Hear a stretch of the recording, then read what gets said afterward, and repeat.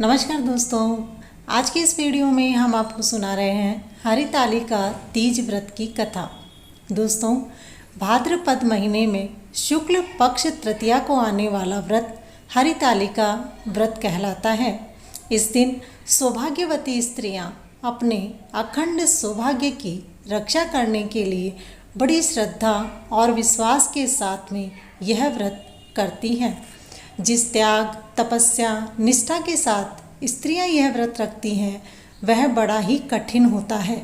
इसमें फलाहार से लेकर के पानी तक पीना संभव नहीं होता है। व्रत के दूसरे दिन सुबह के समय स्नान करने के बाद में व्रत का पारण किया जाता है और फिर ब्राह्मणों को बायना दिया जाता है। इस व्रत में मुख्य रूप से गणेश जी की पूजा की जाती है। शिव, पार्वती और गणेश जी इन तीनों का पूजन करने के बाद यह व्रत प्रारंभ किया जाता है। इस व्रत को सबसे पहले पार्वती जी ने किया था, जिसके कारण उन्हें भगवान शिव पति के रूप में प्राप्त हुए थे। इस व्रत के दिन स्त्रियां कथा भी सुनती हैं जो पार्वती जी के जीवन से संबंधित हैं। उसमें पार्वती जी के त्याग, संयम, धैर्य और निष्ठा के पतिव्रत धर्म पर प्रकाश डालती हैं, जिससे सुनने वाली स्त्रियों का मनोबल ऊपर उठता है। कथा इस प्रकार है। कहते हैं कि दक्ष कन्या सती जब पिता के यज्ञ में अपने पति शिवजी का अपमान सहन नहीं कर सकी, तब योग अग्नि में जल गई।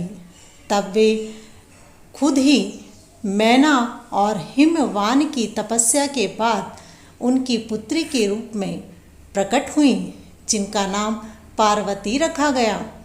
उसके बाद उन्हें अपने पिछले जन्म की बातें याद रहीं और भगवान शिव की भक्ति में लगी रहीं।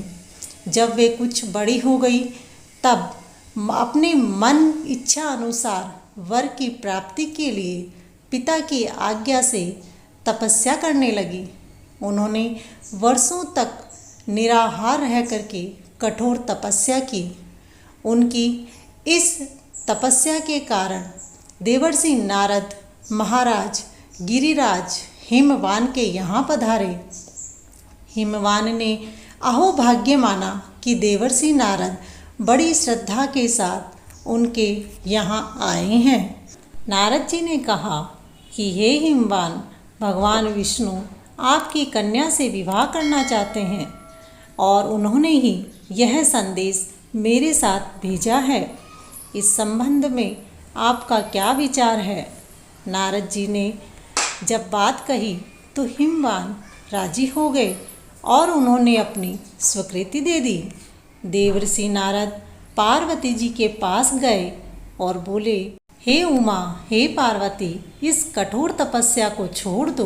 अब तुम्हें साधना करने की आवश्यकता नहीं है, क्योंकि तुम्हें इसका फल मिल गया है।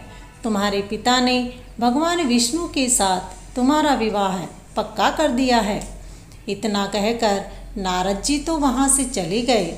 उनकी बात पर विचार करके पार्वती जी के मन में बहुत दुख हुआ। वे मूर्छित होकर के गिर पड़ी। सखियों के उपचार करने के बाद में जब वे होश में आई तो उन्होंने अपना शिव भक्ति का अनुराग उन्हें बताया। उनकी सखियां बोली कि तुम्हारे पिता तुम्हें लेने के लिए यहाँ आते ही होंगे, इसीलिए हम ऐसी जगह चले जाते हैं जहाँ कोई भी नज़र नहीं आता है। पार्वती जी एक कंदरा के भीतर जा कर के शिवलिंग बना करके उनकी उपासना और उनकी पूजा अर्चना करने लगी। उससे सदाशिव का आसन हिलने लगा। इस कठोर तपस्या से भगवान शिव पार्वती के सामने प्रकट हो गए और उन्हें अपनी पत्नी के रूप में उनका वर्ण कर लिया और वचन देकर के अंतर्ध्यान हो गए। उसके बाद में अपनी पुत्री का खोजते हुए हिमवान भी वहाँ आ पहुँचे और सभी बातें जान करके पार्वती का विवाह भगवान शंकर के साथ करवा दिया, क्योंकि पार्वती जी ने अपने पिता से कहा था, वरहूँ शंभु न त रहूँ कुंवारी, यानी कि मैं वरण करूँगी तो शिव शंकर का ही, नहीं तो कंवारी ही रहूँगी। इसी कारण उनके पिता ने भगवान शंकर के साथ उनका विवाह करवा दिया। देवी पार्वती ने भाद्रपद शुक्ल तृतीया के दिन हस्त नक्षत्र में इस तपस्या का आरंभ किया था, इसलिए इसी तिथि को ही यह हरितालिका व्रत स्त्रियां अपने पति की दीर्घ आयु के लिए और कुंवारी कन्याएं अपने लिए मनोवांछित वर की प्राप्ति करने के लिए करती आ रही हैं। बोलो शंकर भगवान की जय, माता पार्वती की जय। हे शंकर भगवान, जिस प्रकार से आपने पार्वती पर प्रसन्न होकर उनको दर्शन दिए, वैसे ही आपका व्रत करने वालों पर प्रसन्न होना। दोस्तों, वीडियो पसंद आया हो तो इसे लाइक कर अपने दोस्तों के साथ शेयर करें। ऐसे ही वीडियो देखने के लिए हमारे चैनल को सब्सक्राइब करें और बेल आइकन पर क्लिक करें। वीडियो देखने के लिए धन्यवाद।